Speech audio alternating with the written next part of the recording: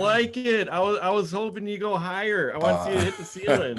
I would say that's vintage. You shouldn't. Don't even trip about that. Yeah, That's that's vintage. like part of the show now. All right, guys, let's get the party started. We are actually live right now. My name is Mr. Switch. Welcome to the Gamers Room podcast. We are at number 27. So I want to start off introducing the rest of the hosts here alongside myself. We got CHICHUKI. Yo, yo, yo, what is up, everybody? And we have Lizzie the Hedgehog. Hi. We got Xavier. Hey, everybody, how's everyone doing? We got Katetsu. What's going on, guys? It's awesome to be here again.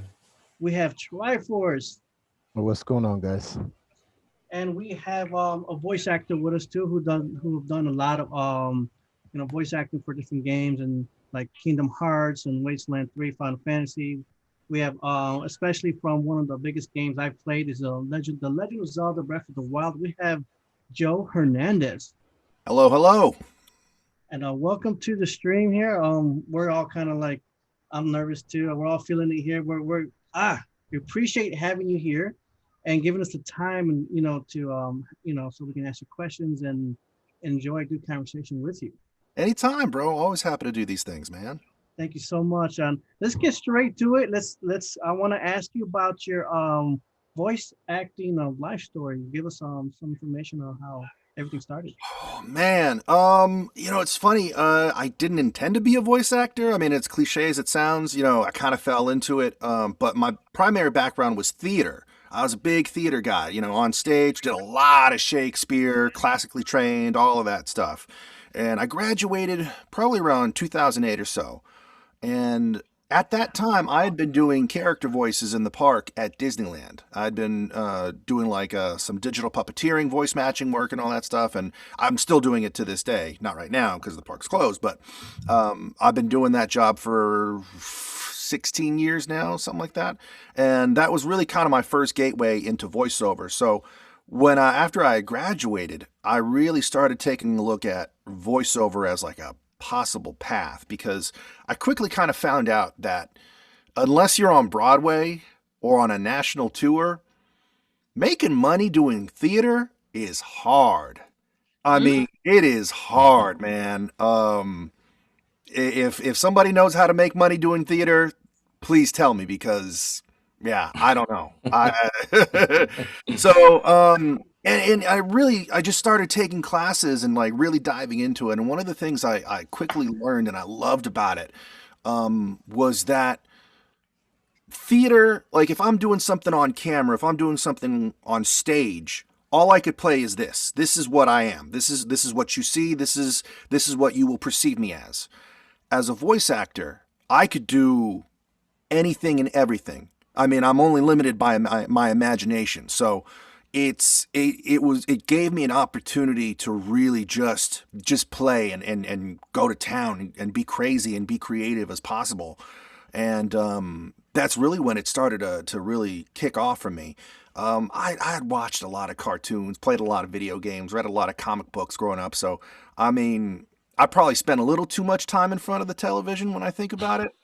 But really what that did is it fueled my creative juices and my passion to really pursue this, man. And I'm probably about 5 years in now. Like I said, I've been studying for about 10 years total, but for the first, 4 or 5 years, I wasn't doing anything. So it takes time and it's a process and just little baby steps to get where you want to be. And it's great, man. I wouldn't trade anything for the world for this.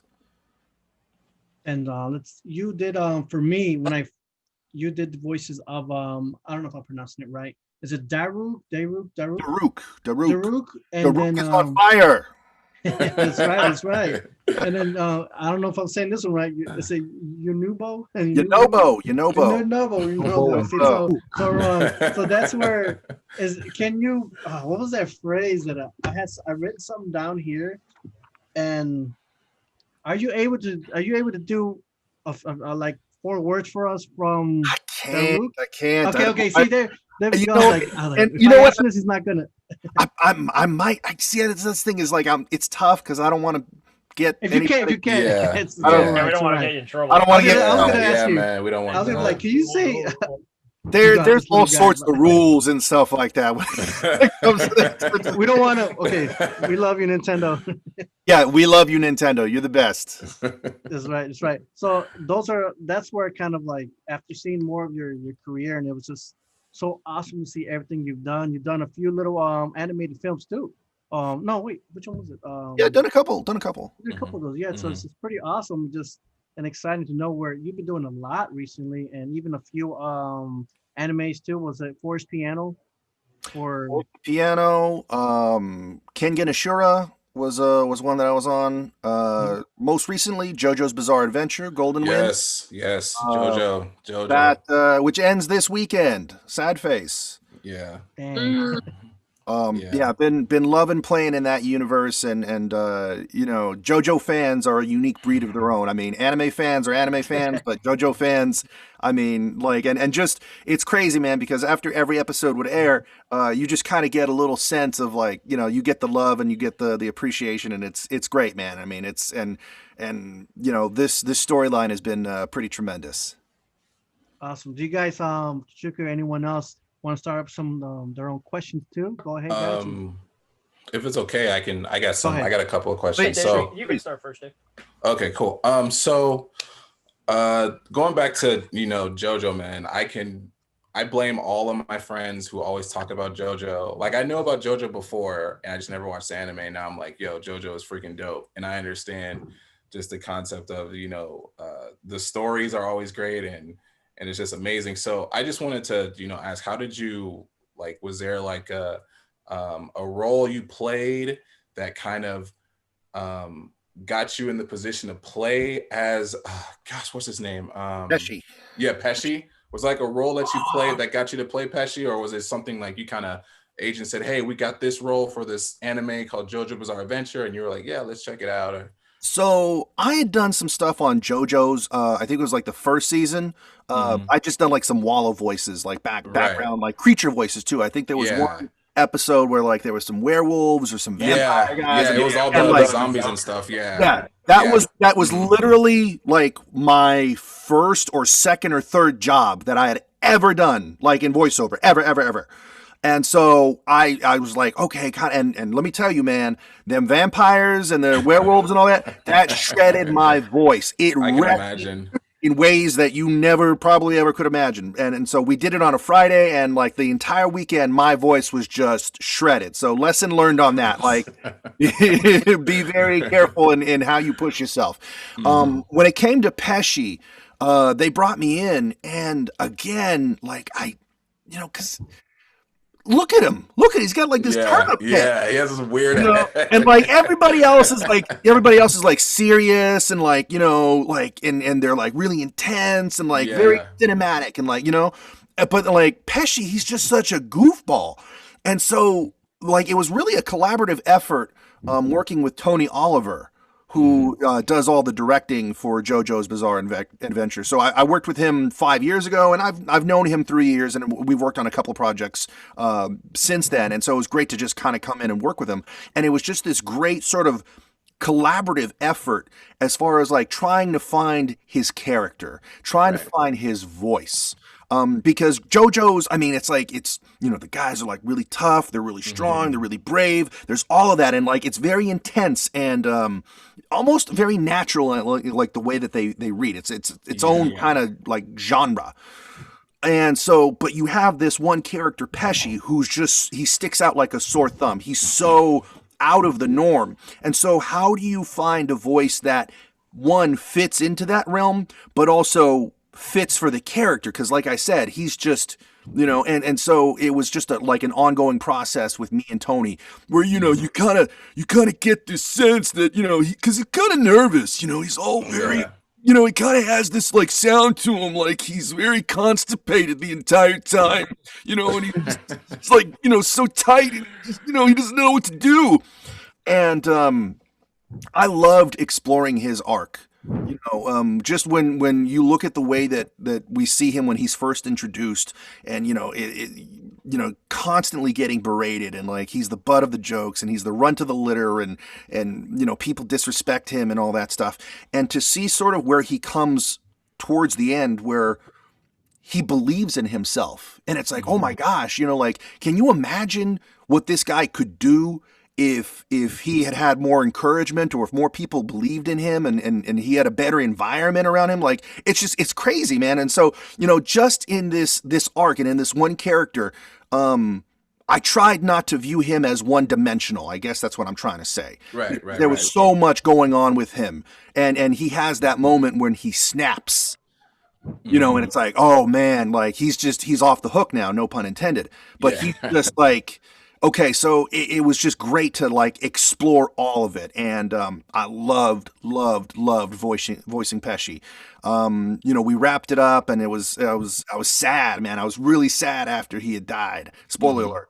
But it was because it was so much fun. It was a dream to work on this character, and so you do it and you move on and you just go about your life and start recording on other projects and stuff like that. And then right before the pandemic hit, I swear to God, I think this was the last thing that I had recorded in studio, was to come back for a flashback scene that they did. Okay. And I was like, dude, like, I'm there, man. Like, anytime you want me to do Pesci, I will be there for you, like 1,000 times. So, I distinctly remember that. That's cool. I always love seeing just character growth, and to see it from a perspective from the actor, where it's like, I want to. It's like you're trying to play this character, but at the same time, you're like, I can't wait to get to that point where he just grows. Like you said, he has a point where he snaps and he just becomes like this badass, and then all the way to the end. So that's awesome. That's really cool. Another question is, it's actually I have a friend who's a fan of JoJo, and she kind of started the same way you did, and the one thing that she's always wanted to know, and I hope she's here, she's watching, she wants to kind of know what's a way that she can kind of network herself, like from everything that you've done, and just to kind of the roles you've taken, and just to see where you started to where you are. She's always wanted to know what's the networking kind of game of it, like, to kind of say, hey, let me get in good with this person, so the next project I work on, I kind of have that. It's man, that's a big, giant, open-ended question, but I will try to answer it as best I can. When it comes to the networking side, let me tell you, I'm a very introverted person. Like, just in my nature, like, historically speaking, been very introverted, very, kind of kept to myself. When you are in this profession, when you are in this field, right, you have to do it. You have to be more outgoing. You have to be more extroverted and all that stuff. It just, like, you have to. That is the nature of it. And when it comes to sort of marketing yourself and all that stuff, I mean, again, as a voice actor, it's not enough to just be an actor. Like, being an actor is one part of it. But believe me, it's a big part of it. It's a giant part of it. But what I've discovered, and especially right now during the pandemic, most voice actors are working from home. So not only do you need to be your own, like, acting coach or whatever, you need to be your own like, almost like promotion PR kind of person. You need to be your own person. Like your own marketing. Yeah. You need your own marketing. You need to be your own tech person too, because now everybody's recording from home. So you need to know how to engineer. You need to know how to do all the tech and the microphones and all that fancy stuff. So so it's like you have to wear multiple hats, and you have to be okay with that. And just the nature of what we do and the nature of voiceover, it's very uncomfortable. And I mean that from a sense that I audition for lots and lots of stuff each and every day. And 99.9% of them are no's. And you have to be okay with hearing no so many times. So many times. And so you just have to be just comfortable being uncomfortable, as crazy as it sounds. And if you do that, you'll be okay. When it comes to making connections and being friends with people, my best piece of advice is do it from a place of just genuine authenticity. Look at people for who they are, enjoy them for their company, enjoy them for who they are and the people that they are. Don't try to look at it as, what can I get from this person? And let me tell you, man, when you've been in this business as long as I have, you notice right away. I mean, people will send out little things, and you can kind of just, you become very intuitive. Like, Yeah, oh, this person, you can read people. You can read absolutely, people. You can man. read people. Yeah, Absolutely. I get that. Yeah. Absolutely. All right, thank you. And I have one last question. I think Sure, this is sure. I'm always someone I try to get you for the left hook once in a while with a question. So just with your career and everything you've done, from doing JoJo Bizarre Adventure, Zelda Breath of the Wild, to Kingdom Hearts, just everything. Is there one character, like it could be from anything? Is there one character that that's your dream role, or like your most challenging role that you would want to take on? That I would want to take on, or just like a character you would like, your dream role that you want to play that you can like. So again, we're gonna get a little nerdy on this one. That's fine. Get nerdy all day, man. That's me. If you are a big Disney fan, I love Pete. Peg Leg Pete, Okay. also known. Nice. So if you ever watch Goof Troop, Yeah. remember Jim Cummings did the voice of him. Yeah. He's the next door neighbor. He's large, in charge. I love him. He is my favorite Disney character of the entire bunch, and let me tell you why. He's the most unlike. He's un-Disney in every single way. He's rough around the edges. You look at him, he's crass, he's mean, he's a little bit of friend, he's a little bit of foe. And to me, that appeals so much. I was like, I think that's so interesting, man. Mm-hmm. I love it. And he's just this big, lovable kind of guy. And, just. Right. It's spot on, man. I love Pete, and that's spot on, man. That's awesome. We were talking earlier about geeking out and stuff like that. I've met Jim Cummings, who does the voice of Pete, and he does the voice of Winnie the Pooh and Tigger, and he does so many other great voices, over all these years. And I've met him a couple of times, and it's been hard, man, because it's like, dude, you're like my inspiration, but I can't say anything. I'm not trying to geek out too much. So you just kind of have to keep it contained, But yeah, that would be a dream role. All right, cool. Thank you. Nice. Thank you. Yeah.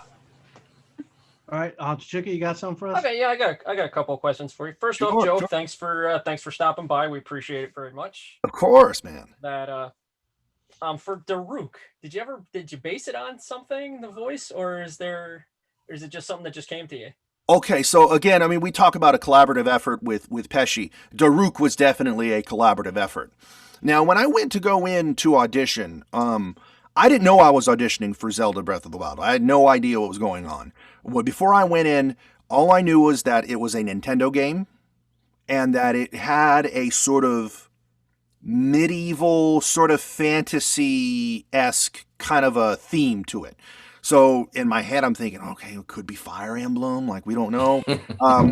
So and again, when you're an actor and you're given a script, you look comb through that thing. You go over. It's like, okay, is there any mention of Zelda, Hyrule, Link? Okay, maybe it isn't, because there was nothing on that script that was on there that would indicate as such what it would end up being. Come to find out, the director, Jamie Mortellaro, who I'm really, really good friends with, love him to death. He's the voice of Sidon too, actually. He said they went out of their way to scrub the entire script because they didn't want people to know. They wanted people to just go in with their sort of best foot forward and just bring it. Now, when I auditioned, he wasn't known as Daruk. Again, they scrubbed all of that stuff. He was, on the script, his name was Hannibal. And the way that he was described to me was that he was sort of this big, giant, barbarian kind of a guy, And so, again... Hannibal of Carthage? I don't... Did that run through your mind? I don't know, man, because the direction that I was given was that he was kind of like Gimli from Lord of the Rings. Okay. Oh, okay. So just this big, bolsterous, larger than life, kind of a guy. And so I went in with that in my read, and that's kind of how I did it. And again, it's a process between you and your director, and so you kind of just constantly refining it. It's okay, bring it in here, let's push it out over here, and you kind of find what works and what makes everybody happy. And again, you do the audition, you do the callback, and thank God I ended up getting the job. It's just crazy, man. It's absolutely crazy. Just quick sidebar real quick on all that. We auditioned, I want to say in like January or February, right? We did the callbacks probably a month later. Oh wow. I didn't go in for my actual like first session on the game until I'm gonna say August. Wow. Wow. Let me tell you, that is unheard of in voiceover. That is so against the norm of what normally happens. Like there are video games right now that the audition happens on a Monday. On Wednesday, they do the callback, and on Friday, they are doing the final session right then and there. So again, like these things move real fast. But I could tell you that they really took their time, kind of finding the voices and really getting an idea of what it is that they wanted, man. And, again, I didn't know, not that I was kept in the dark, but it's just one of those things where, like I said earlier, you do the auditions and sometimes you hear yes, a lot of times you hear no, sometimes you don't even hear. And so you just kind of go about your business. And the feedback that I kept getting was, oh, they love you, man. It's great. Oh yeah. Well, eventually it's going to happen. It's like, okay, well, I'll believe it when I see it, Right. And so you just kind of think they forgot about me. They went with somebody else. Who knows? And then all of a sudden, hey, we want to bring you in. This is it. This is happening. So, to go from not knowing what we were doing to, all this stuff about it taking forever. And then to go in and on day one, they say, hey, this is Zelda Breath of the Wild. Wow. I mean, it was just like, whoa, like what did I get myself into? So, does that answer your question? Sorry. Yeah. Hey, no, that was way better. Is it more frustrating to hear, oh yeah, we love you, but then they blow you off, or getting a flat like no immediately? You get used to it, man. You just get used to it. That's classic Nintendo. Yeah. That's classic Nintendo. Stuff like that. No, man. Trust me, and the work I've done with Nintendo over the 20 years, that's classic Nintendo. They hit you up. Sometimes it takes 6 months before they even get back to you. It's the video game industry, in a nutshell. It's not just one company. There's a video game that I worked on that's going to be coming out soon. I found out that I got recast. Ooh. And I did the sessions and we did it and it's all great. And they ended up going with an entirely different direction. And it happens. It sucks. But you kind of have to develop like a thick skin about it and just sort of move on. So, I've been recast before. And it's going to happen again. So it's a part of the business, it's part of what happens. But yeah. Hey, no, I appreciate it. Is it easier to work in the gaming side or the anime side of voice acting? They're two entirely different beasts. I mean, it's apples and oranges. The skill set that it takes for both of them, if we're thinking like one of those Venn diagrams or whatever, there is some overlap. Obviously, that meets in the middle. Anime, I would say, is very, very technical. Just because you have to get the lip flaps down, and you're bound by the script itself. You're bound by, like I said, the lip flaps, the timing, and so you really got to nail that. So it's very, very technically specific. And so there isn't that much wiggle room sometimes as far as like what you can do to sort of embellish or add in a little extra flavor to it. With video games, more times than not, they haven't animated yet. I mean, if we're working on something that is like an original video game, as opposed to like, say, something that's taken from Japan and then localized for American gamers, then they can sort of do whatever they want to, the color that you bring with your performance. Yeah. Okay. And then my final question is, do you have any advice for anyone trying to break into voice acting? I would say right now is both the best time to get into voiceover, and it is also the worst time to get into voiceover. And what I mean by that is, we're all working from home right now. We're all working from home. All the voice actors, that are out here in LA, they're all working from home. If you have a booth, if you were able to soundproof something or buy something or whatever, you can do it. And what's beautiful about that is now you don't have to be in LA. You don't have to be in Texas or in New York. You can be in Wichita, Kansas. You could be in Sheboygan, Wisconsin, or whatever. You can be out there anywhere and do this as long as you have a pretty good setup and internet. The problem with it now is getting the training. Because when I was training, I would, drive out to LA. I'd do classes, 6-week, 8-week classes and all that stuff. And you really learn the tricks of the trade. You learn the craft doing that. So I know there are a lot of online classes and a lot of online resources right now for actors that are just starting off. And it's great. There's tons of stuff. But not being in a physical classroom, not being in a workshop setting, not being where you can learn off of other people that are in the class with you, because that's just as important than learning from the teacher as well. I think you lose a little bit from that. So like I said, it's the best time and it's also the worst time to get into voiceover. Alrighty, cool. How about Triforce, you got something for him? Yes, I my personal question I have two personal questions. Okay. But there's one question I'm going to ask for someone who's in the chat, because they said they wish they could ask you this question, but Please. They said, Joe, what advice would you give to someone who would want to go into a voiceover career? Given everything that I had just said right now, make sure you have a really good support group.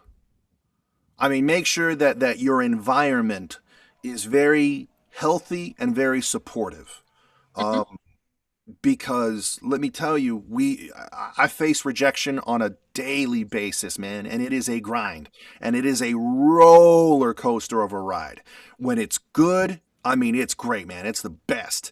And when you get knocked down, when you take your lumps, it stinks, man. It hurts. So, I mean, you just need to be able to deal with the sort of emotional roller coaster and the ups and downs that come with this type of a career. And that being said, I love the support that I have from my wife, that I have from my family, because that, man, if I didn't have that, it would make things that much harder. So I would say to seriously look around and make sure that the people in your life and your environment and your situation is such that you are in a healthy, stable, and conducive environment. And I also mean that from a sense of people that really support you. I'll give you an example. There was a girlfriend that I had back in college. Oh man, it was a terrible, unhealthy relationship in retrospect. But one of the things that really sticks out in my mind to this day, she would constantly kind of be like, "Oh, well, why are you doing the voices? What's with the voices? Why are you doing that?" And she would really, it was very discouraging. And so it made me, like I said, very self-conscious and very aware of that. And it's like, damn, okay, maybe I shouldn't do this. Maybe that isn't for me. And so I purposely didn't tap into that creative side of myself because of her. And that kind of put me off from getting into voiceover later than I should have in life, I guess, if that makes any sense. Yeah. And so, like I said, you want to make sure that you surround yourself with like-minded people that will encourage you and that will feed your passion. And that's not just specific to voiceover. It could be whatever it is that you want to do, whatever line of business, whatever field that you want to pursue. Just make sure that you have people around you that support you. Okay. Two more questions. Of course. The one for me, I'm going to leave last. The next one is my Discord community would kill me if I don't ask you this, because there's in the community we do anime and video games, and these guys are JoJo Bizarre Adventure fanboys and girls. And they're over here badgering me right now, typing in the DMs. You better ask him for his, what's your Twitter? You want to get his Twitter? We want to hit him up. So you have a bunch of fans and they just want to know if you could drop your Twitter so they can hit you up and my Twitter is the same as my Instagram. It's at Joe Hernandez VO. Guys, you can also find all that right now in the description for Joel's information. It's all down there. Everyone also that's on the cast now here, all the information is there too.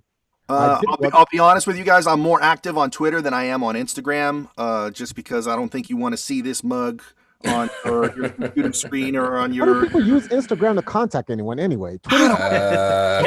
What? Yo, that's a conversation in itself, man. That's a whole other topic in itself. Gotta slide in That's a whole DMs, bro. That's a whole conversation in itself. Yeah. Oh man. What was the other question? You got one more, All right? right, one more. So, all right, well, there you go, stated. So now get off my back. All right, so that was to my guys in Discord.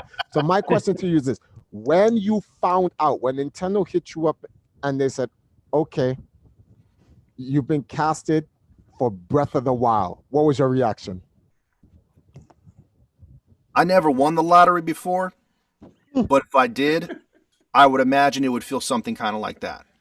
Okay. Wow. Because I grew up playing this franchise, man. I grew up on the NES playing this video game, the original, when I was 5 years old. And so to be an adult working on this is not lost on me, man. And it was just, there'd be days where I would be finished recording and I'd be done for the day and I'd go back to my car and I would just have a moment. And it's just like, what am I doing right now? This is unreal. It's just, I cannot comprehend it. And I put a lot of pressure on myself. The people from Nintendo and the director, they were all great people. The pressure that I felt to make this as good as I could was 100% self-inflicted. They were great. They were wonderful to work with. I am my own worst critic because I know what goes into a Zelda game. I know the fan base. I know how you got to knock it out of the park. And again, just as a gamer myself, you just want to do the best work possible. And mountain of credit to Jamie Mortellaro, the director, and to Nintendo, because they gave us the resources and the time that we needed to make this what it was. But like I said, man, there were some moments where it's just like, pinch me. Like I cannot comprehend what I am doing right now. It's that unreal. Awesome. Awesome. Is that good for you to try for us? That's good for me. Thank you so much. Thank you. Xavier, you got something for us? Yeah, I just was kind of curious, like finding your voice. Do you ever like wear like a costume to find your voice for a character that you're gonna play, or do you use like props at all to get that emotion to get you to get that voice out? Not necessarily a costume, not necessarily props, but I find that just sort of being up and being physical with whatever you're doing, it just brings out so much qualities and little nuances in your voice that you never thought you could tap into. And I mean, and sometimes you can sort of like mentally kind of prepare yourself for how you're going to deliver a line, but until you actually, project it and deliver it and physicalize it, you don't know. And so it's an opportunity to sort of like evaluate your instrument with respects to your voice and all that. And how can I articulate it and how can I sort of manipulate it to what I think it should sound like? I was working on a video game earlier this morning, and it was a very physical game. And so just sort of by like physically, kind of moving and jumping and getting crazy and all that stuff, it brings out those things in you that might not otherwise be there. Yeah. Nice. I worked on a project where I did some motion capture last year. And I don't really do a lot of performance capture type stuff. I'm open to it. It's great, and I love the opportunity. I'd do it again in a heartbeat. Going into it, I was really, really nervous because they put you on one of those little onesie things, and they hook up this camera to your head, and it's got this like rig on, and they do all these like dots, and they put all that stuff on you, and it's so weird because you're in this like this box, so to speak, and they've got you all digitized and stuff, and you're doing it, and it's just so uncomfortable. But when you get into it, it's just you and your scene partner. So you kind of like all the crew people, all the camera people, all that stuff. You kind of like block it out. It's just, it doesn't even exist, because at the end of the day, it's about the script and it's about the scene and it's about you and your partner. And you do that, you get used to it, and all that stuff sort of just melts away very, very quickly. Yeah. Thank you. Yeah. Anything else, Xavier? You good? That was it for me. All right. Let's go with Lizzie. Okay. Well, okay, I'm curious. So when you do voiceovers for Nintendo, are you allowed to do any voiceovers for any of the other gaming companies like Sega, Xbox, or PlayStation, or anything else like that? Are you allowed to, or are you on contract only for Nintendo? Yeah, I'm gonna say yes. Yes, I'm allowed. We as voice actors, we're freelance artists. So we, you work on one thing for Sega, you work on one thing for Nintendo, you work on one thing for Sony, and it's all spread out over the course of a year and so many months and all that stuff. However, and again, I've never done anything that's been on that level of exclusivity, I guess I should say. I can tell you in the commercial world that there are certain products or certain, commercials or advertisements or whatever, where they will tie you up, where you are bound, where you do not have a sort of compete or a conflict, I guess they call it. Where, like, say, for example, contractually speaking, if you do a commercial for Coca-Cola, you cannot do a commercial for Pepsi. Like, they don't want you doing a commercial for any other competitor. So as far as the video game world is concerned, I don't really know of any that really exist. That's not to say that it doesn't exist, because there very well could be. I haven't happened to come across anything yet, so there's that. But again, it's not out of the realm, I guess I should say. Okay, Yeah. cool. Well, my other question is this. Okay, so over the years, I have staffed anime and Comic Cons. Some of the anime conventions will have something called voiceovering, like voiceovers after dark, or voice actors after dark. Now, I remember having, and I don't yell at people, so someone else had to yell at the audience because I'm a nice girl, but some of the rules we were told is whenever we had voice actors, whether it was video game related or anime related, if they do something in the voices of anime characters, video game characters, no one in the audience can record. Now, I've heard incidents where, I won't name the voice actors or whoever they were, they did say stuff that they shouldn't have said in the voices of, like, the popular video game characters and anime characters, like, I won't repeat the words, but they lost their jobs and got a lot of trouble for doing that. Yeah. Is that true for y'all right now? That if popular character, like for example Charles, who does Mario, I'm sure you don't want to hear Mario say, "Woo!" something different. You're like, you're absolutely right. Gosh, you've given me a lot to kind of chew on.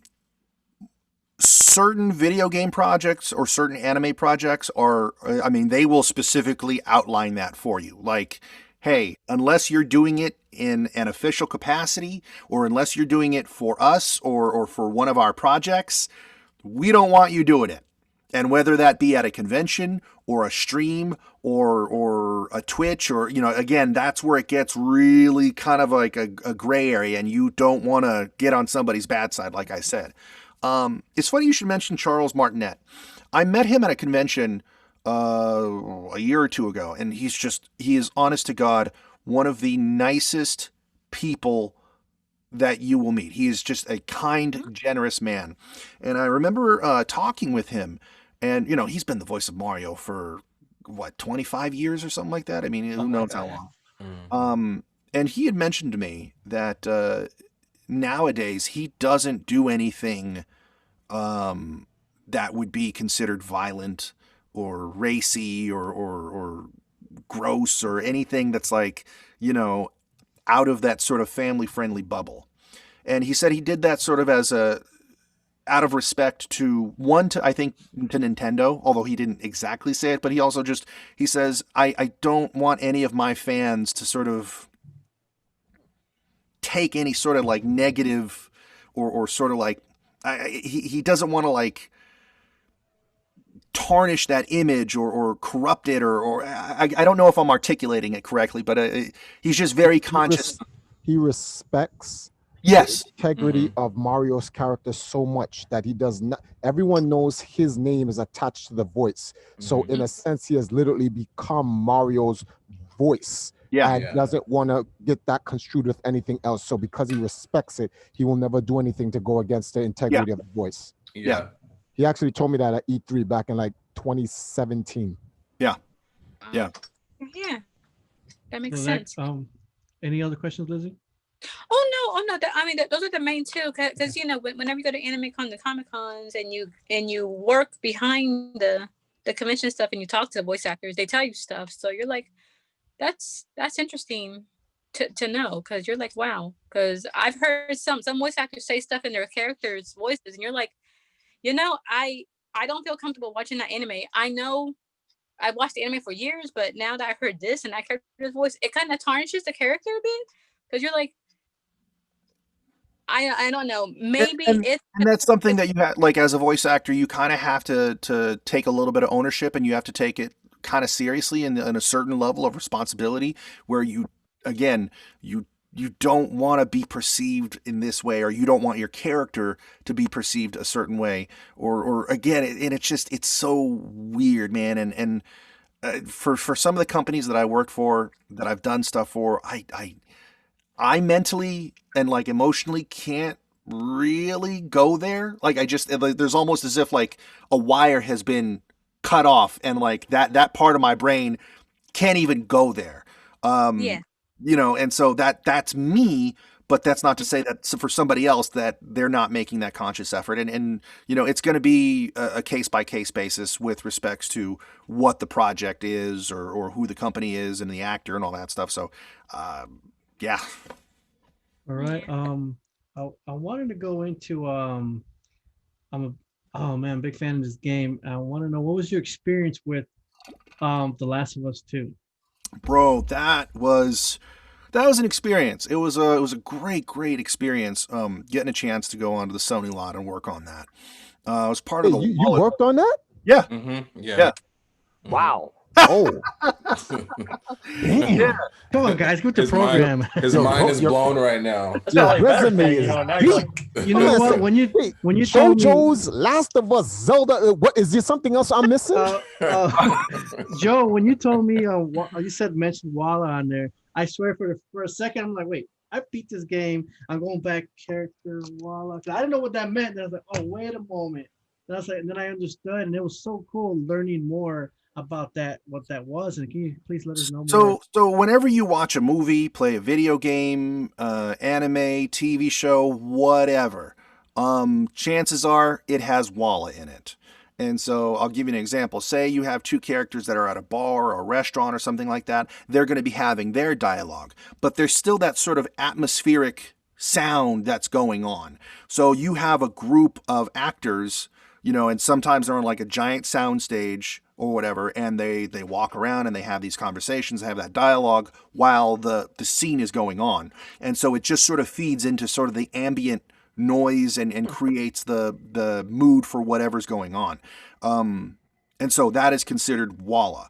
I've done Walla for a number of projects, and I was able to work on The Last of Us Part 2 last year, which was a dream, because we did several days of it, and we were on the Sony lot, and they brought us in, and it was me and a couple of other actors, Neil Kaplan, Chris Alex, there's a bunch of just a really great group of people, of other great voice actors, and we had to provide some of like the townspeople in the community voices whenever you go to like a new town, you know. So it's like, okay, so you're acting out these scenes, and sometimes they're very long-winded type, you know, scenes, like 10 minutes of just ambient noises, and so you do it, and you know, obviously there's the sort of like when everything's going well, sort of like peaceful. Hey, how's it going, neighbor? Hey, what's up? You know, hey, let's go get a drink. You know, but then there's also those moments of like really high tension and you know, action that's going on where people are getting murdered. You know, people are getting, you know, zombies are attacking. You got other, you know, townspeople that are like burning your village down. You get in prison. You're in prison, so you're trying to break out, and so you're feeding into it.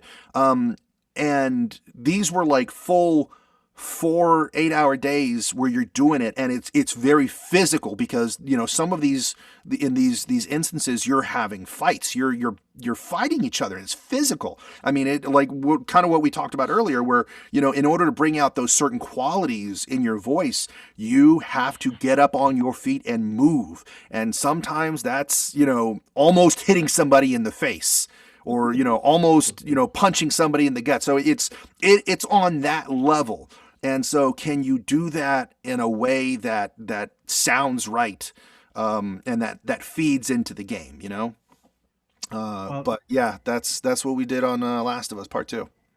It's a lot of things you've been doing, man. So much respect of everything you do, and whoo, that's really like, oh man, I'm really excited to know that. Right now, guys, we're getting towards the closing of our streams. You guys got any other questions we want to throw in there, and before anyone I'm just bring some? Oh, go ahead, Lizzie. You can go ahead. Would you? Well, I'm just curious. Would you ever consider doing the voice of Sonic the Hedgehog, or like one of those characters? I mean, I love Sonic, but I'm just curious if you. I would love to do the voice of Sonic. I don't know if I could do him as well as Roger Craig Smith could. He does a heck of a job, man. He redefined it. You know what? We're all used to the Sonic from what's the guy's name who did it on the Saturday cartoons? Are you talking about Lil White? Yeah. We're used to him, but since they made the new movie, I think we all just converted to the new version. Yeah. You know what? I can see you definitely playing Knuckles. Like, you have that range of playing Knuckles. You know what I'm saying? Actually, not bad. You know what I'm saying? Like, he has the range of, like, I can hear, like, when she said a Sonic character and I just kind of like, I was like, the first thing I thought was, yo, Knuckles. Like, he has like that, like, even like you're just the normal, you know, conversation we're having now, and just taking that into like putting that into Knuckles. I think that would be like, Sega, are you listening somewhere? I don't know. You know. Sega, yeah, for Sonic 2, man, get Joe Hernandez for Sonic 2. Lizzie, make it happen. Yeah, make it happen. Make a phone call. I do want to say, like, when you were talking about now we're in a time where a lot of things is digital, like when it comes to workshops and classes for voice acting. I can completely relate on the fact of being in a classroom with people, because I want to say a couple of years ago I took some acting classes, and that was just my thing. I was like, yo, I want to be an actor. Then I moved to voice acting, but to have like that, it's all, I think for me, that reaction from another student or actor, like right there, and you kind of feed off that, and you feel like when when you have somebody like someone who's just like, yo, I automatically I'm getting everything you're throwing at me, I'm just gonna, you know, throw my energy right back, and it's just like this ping pong. Even if you're not looking at, like, I think we did a exercise. It was like a taxi cab, and I was the driver, and we had someone in the back, and it was like, yo, you have to imagine this person in the back. I had my first person, I had to run it with 2 people. The first person, it was just really hard to read, to kind of get that energy, because, you know, they didn't really put in the time and, you know, to kind of do their role for their character. I was just someone who was just reacting to everything they're saying. But when you have someone else who is just like, yo, I got you when it comes to you know, your script, and, you know, reacting to the script. And I was like, yo, I can feel this person's energy. So we're just like bouncing off each other, and it just felt really good. And it's not saying that it won't be the same with, like, say, with like all of us conversating, like, you know, having a conversation here, but I think the energy is different when you have someone right there, and you can like literally feel it. Even like when scenes where you're doing monologues and you're like monologuing to someone, you can still feel that energy, you know, and when you're saying, yo, just, you know, there's people who are watching you, you got to kind of just, you know, kind of pretend they're not there or block everyone out so you can just focus on the scene. So I 100% agree with you on that when it comes to learning the craft on that level of being You next to touched upon somebody. something, I mean, really important just in general for voiceover. Whenever you're auditioning for stuff, you know, 95% of the time you're auditioning by yourself, just you as yourself. And right now we're doing it from home. So you're handed a script and you need to kind of create a scene, and most of the time they will give you the script and it has the full scene that has not just you, but your, you know, other people in there. So you kind of need to fill in those gaps, and not just fill in those gaps, but also respond to whatever it is that they're giving you. And so how do you do that when nobody there so believe me, it's work, man. I mean, that's, you know, that's the hard part about it all. One last question, if I may. Sure. Have you ever met a fan who was so emotionally happy to meet you because you voiced a character that meant the world to them? You know, whether it be someone from Breath of the Wild or an anime. Have you ever met a fan that just was so happy to meet you because you provided a voice for a character that meant the world to them? Yes, I have. There are two that stick out in my mind. And it was both actually at the same con. I was at SAC Anime last year and a half ago, whatever. And, you know, signing autographs, and this mother comes up and she says to us as the cast, my son is autistic, and one of the things that he loves is playing that game. And for me as a parent, it's just a joy to have these moments where my son can be normal and have something that he enjoys. And when you hear that, man, I mean, it's like, oh God, you know, like my heart goes out for this woman. And to think that I can be one small little piece of a giant puzzle that gives this mother a sense of normalcy with what she has to deal with and how hard it is, and to be able to give their family just a sense of just what it's like to have a regular life, man. And that right there is just tremendous, you know. And so when she said that, I mean, I you know, tears rolling down my cheeks, and I just stood up and I gave her a big hug. I gave her a big giant hug. You know, me being a parent myself, I understand it. I get it. It was one of those connections that you could have with somebody on a level that was just, it was just on another level. That's all I'm gonna say. And also at that same convention, I think it was a different day, I was signing autographs, and there was this guy that came up to me and he's like, you know what? I go to these conventions, and it means a lot to see somebody on the other side of the table that is a Latino. And he stopped me dead in my tracks, and it stopped, and it resonated with me because I know what he's talking about. And growing up as a child and not really seeing too many people on TV or in my movies that look like me, I know what that means, and it's not lost on me how important that is. And I could tell you, being in this industry, there are not enough minorities in it as there should be.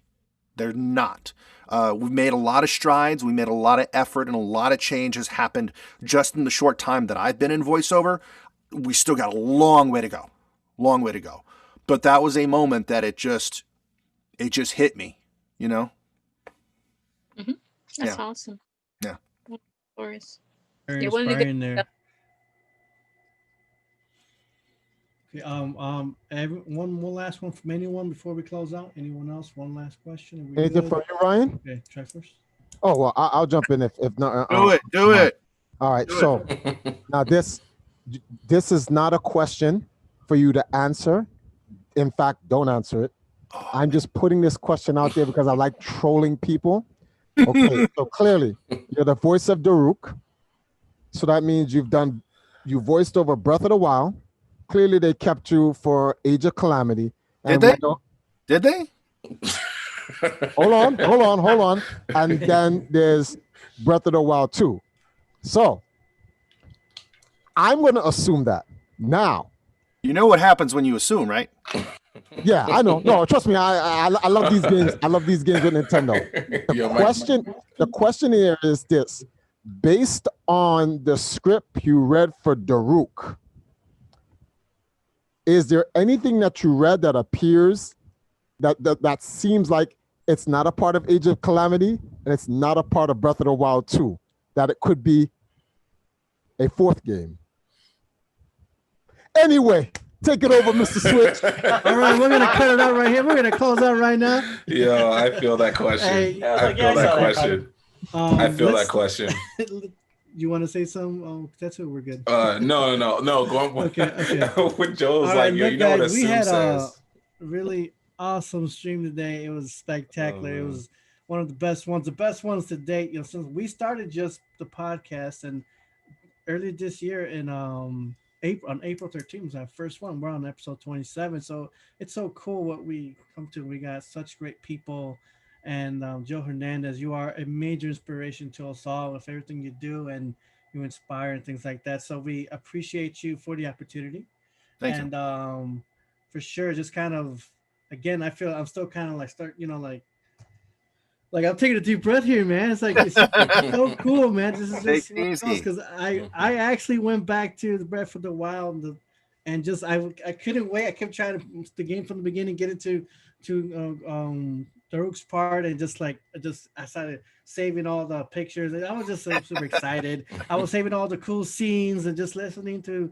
It's like, oh, I'll see you soon. I don't know. I was just kind of like really, it's so cool, man. It's just again, appreciate you so much for stopping by, and I'm so glad. I want to be thankful for everyone in the chat who came by to experience this memorable experience, for all of us. And again, hopefully maybe in the future, we can I'll keep in touch with you and of course and everyone from Triforce's who was it is your group, or what was it, from Discord? They're gonna go crazy on you. Discord, yeah. Everyone, so, and you guys, you can always find his Twitter. He's always on Twitter.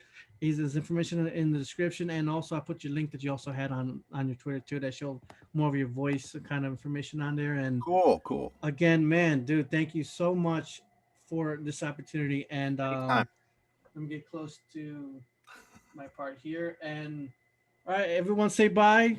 Say your goodbyes. Hopefully it's not the last time. Yeah, hope to have you back, Joe. Love to come back, man. Love to come You back. haven't seen the last of me. Oh, all right. So, all right, everyone in the stream, we'll see you guys all next time. This is Gamerz from Mr. Switch, and everyone else on here with CHICHUKI, with Xavier, with Triforce, with Gutetsu, Lizzie, and Joe Hernandez. See you guys all next time. Awesome. Laters. Later.